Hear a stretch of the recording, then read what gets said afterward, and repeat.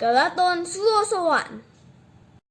Sebelah utara 14 km dari kota Serang, Banten, tepatnya di Desa Banten, Kecamatan Kasemen, kawasan Banten Lama, terdapat reruntuhan bangunan yang tenggelam bersama kejayaan Kerajaan Banten.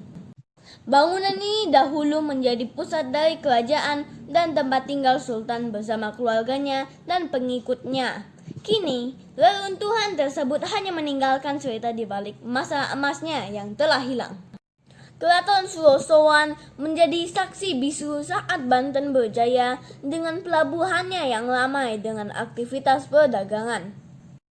Keraton Surosowan diperkirakan dibangun antara tahun 1526 sampai 1570 saat pemerintahan Sultan Banten yang pertama, yaitu Sultan Maulana Hasanuddin. Sejarah pembangunan keraton ini tidak lepas dari pemberian wilayah yang diserahkan oleh Sunan Gunung Jati kepada anaknya Sultan Maulana Hasanuddin. Keraton Surosowan ini memiliki 3 gerbang masuk, masing-masing terletak di sisi utara, timur, dan selatan. Namun, pintu selatan telah ditutup dengan tembok. Tidak diketahui apa sebabnya. Pada bagian tengah keraton terdapat sebuah bangunan kolam berisi air berwarna hijau yang dipenuhi oleh ganggang dan lumut. Di keraton ini juga banyak ruang di dalam keraton yang berhubungan dengan air atau mandi-mandi.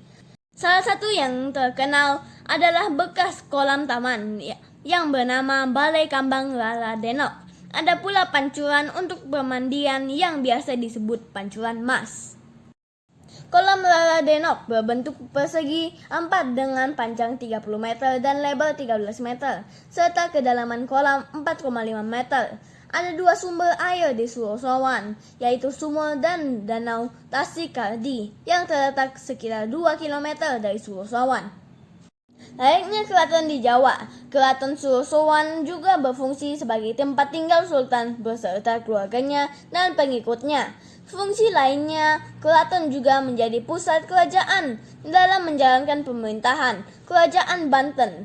Hal ini terlihat dalam tata pola yang mengikuti kerajaan Islam lainnya di Jawa yang memiliki alun-alun di sebelah utara, Masjid Agung di bagian barat. Masjid Agung ini bisa dilihat di channel Abiza Rizal dengan judul Masjid Agung Banten.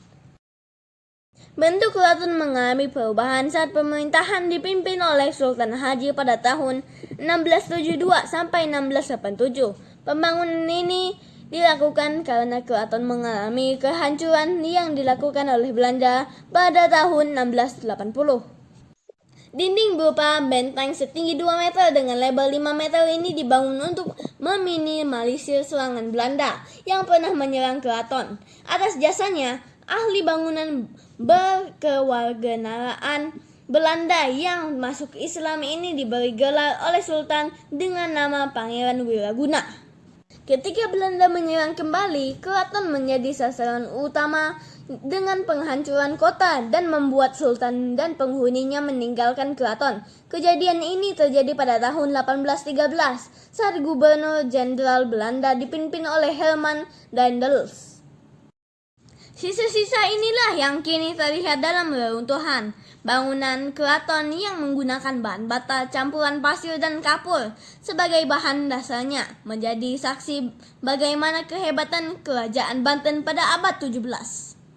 Luas benteng bersejarah yang mencapai 4 hektar ini membuat pemerintah Provinsi Banten menetapkan reruntuhan ini sebagai cagar budaya yang dilindungi dan kaya akan sejarah Banten.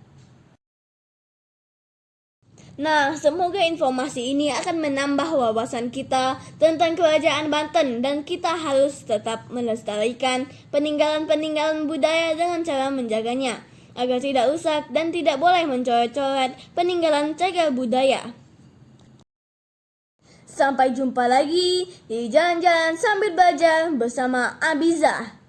Bye. Assalamualaikum warahmatullahi wabarakatuh.